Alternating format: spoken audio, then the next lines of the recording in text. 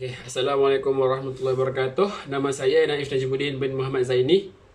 Nombor metrik I18303421. Daripada grup 2. Dekat sini saya nak bincangkan tajuk saya iaitu akhlak, ikhlas dan al-khurras. Okey. Pengertian ikhlas. Ikhlas adalah sifat melakukan sesuatu bukan kerana paksaan atau suruhan daripada orang yang lebih berkuasa daripada kita. Kalau dari segi tauhid, ikhlas adalah sifat mengaku bahawa Allah adalah satu sahaja, dan Allah adalah Tuhan yang memerintahkan kita supaya sentiasa taat kepadanya tanpa ada sebarang unsur paksaan atau dilakukan secara sukarela. Sebagaimana firman Allah dalam surah Al-Bayyinah, maksudnya padahal mereka tidak diperintahkan melainkan supaya menyembah Allah dengan mengikhlaskan ibadat kepadanya, lagi tetap teguh di atas tauhid, dan supaya mereka mendirikan sembahyang serta memberi zakat, dan demikian itulah agama yang benar. Okay. Seterusnya adalah konsep ikhlas. Ikhlas adalah mengesakan Allah Subhanahu Wa Taala serta menyucikan ataupun orang kata membuang sifat-sifat keraguan kepada Allah. Yang kedua adalah ikhlas adalah kerahsiaan antara manusia dengan Tuhannya. Imam Junaid pernah berkata, ikhlas merupakan sesuatu yang menjadi rahsia di antara Allah dan hamba-Nya, tidak diketahui sama ada oleh malaikat ataupun makhluk-makhluk yang lain. Okey, yang ketiga adalah ikhlas adalah sesuatu perbuatan yang bersih dan suci dari riak. So kalau kita ada sifat ikhlas untuk bertakwa kepada Allah, kan, kalau kita ada sifat ikhlas kepada Allah dalam melakukan amal ibadat yang disuruh, nescaya kita tak ada lah sifat-sifat riak ataupun orang kata belagak kat muka bumi ni. Okey, yang seterusnya adalah kepentingan sifat ikhlas. Ikhlas ni pun ada kepentingan dalam agama Islam ni. Ikhlas ni sangat-sangat penting. Islam memang orang kata Allah memang sangat-sangat nak hamba-Nya ikhlas dalam melakukan amal ibadat untuknya. Okey, kepentingan dia pertama, sifat ikhlas akan membersihkan perbuatan manusia. Dari segala sifat mazmumah yang lain. Yang kedua adalah sifat ikhlas ni dapat buang sifat riak yang ada dalam diri kita. Sifat riak dengan nikmat, sifat riak melakukan amal ibadat kerana pujian daripada orang lain. Dia kalau ikhlas ni, dia akan buang semua benda tu. Yang ketiga adalah sifat ikhlas ni dapat mendekatkan diri kepada Allah. Kepada Allah. Okey. Tajuk yang kedua adalah al-khurras. Al-khurras. Khurras adalah gelaran untuk seorang tokoh daripada mana saya lupa. Tapi dia seorang tokoh yang kerja dia adalah menjahit kasut. Okey.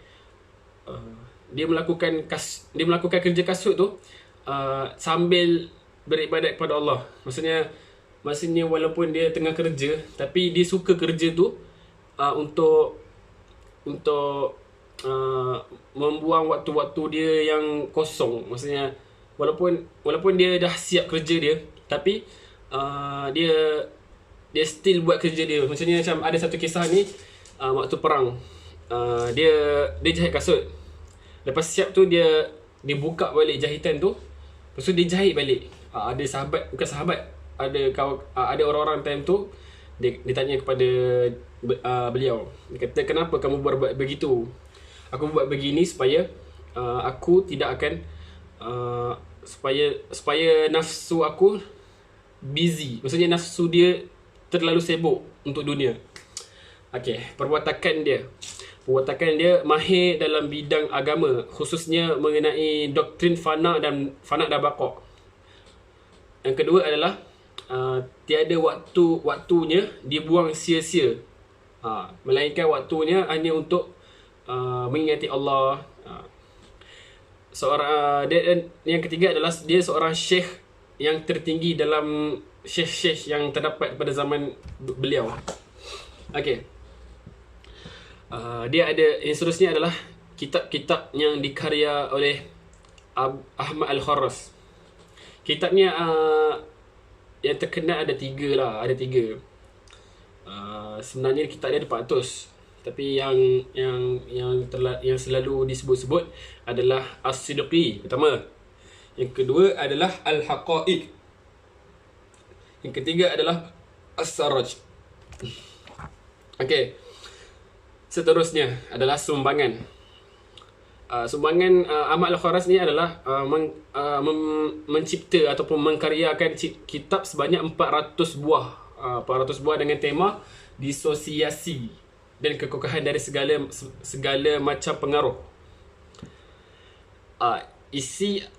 Sumbangan isi atau ilmu yang dikarya dalam kitab beliau tu masih digunakan dan masih relevan kalau kita guna pada zaman sekarang. So macam ada orang-orang kuat agama mengambil ilmu-ilmu yang dikaryanya sebagai panduan ataupun sebagai rujukan lah untuk dia orang guna kalau dalam hal agama tu so sumbangan tu lah yang dibuat oleh Ahmad Al-Kharas. Okey, kesimpulannya, sifat ikhlas amatlah penting dalam diri kita, ataupun dalam kalangan masyarakat Islam. Walaupun orang kafir pun still dia orang ikhlas. Dia orang ikhlas buat tolong orang, dia orang ikhlas kalau macam ada je orang kafir ikhlas dalam sembah Tuhan mereka. Dia orang ikhlas, dia orang buat benda tu sebab disebabkan nenek moyang mereka ajar. Kalau dia orang tak ikhlas, dia orang tak buat benda tu. Macam tu. Okey. Lepas tu kalau sifat ikhlas ni pun dapat mengelakkan kita daripada riak, daripada takbur dengan nikmat-nikmat yang diberi Allah. Okey, yang kedua adalah kesimpulan yang kita dapat daripada kisah Ahmad Al-Kharas tadi.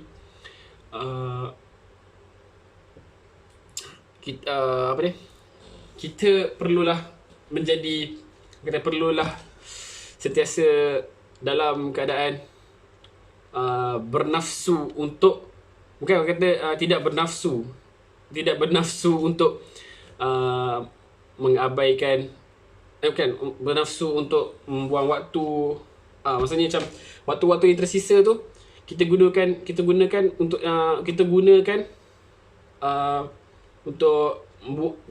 macam terlalu busy lah. Maksudnya kata walaupun kita ada masa yang kosong, tapi kita busykan diri kita untuk beribadat kepada Allah.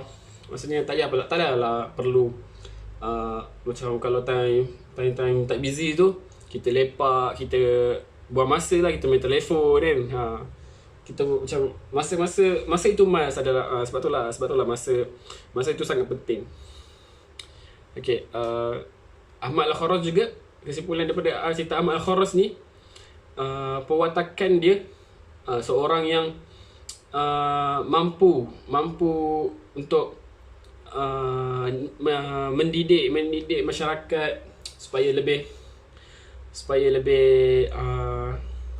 beramal, ataupun supaya kisah-kisah dia tu macam boleh mendidik kita supaya selalu ingat Allah, selalu dalam keadaan menuntut ilmu. Walaupun dia walaupun dia kerja kasut, tapi dia dapat jadi ahli tasawuf. Dia dapat jadi syekh masa tu.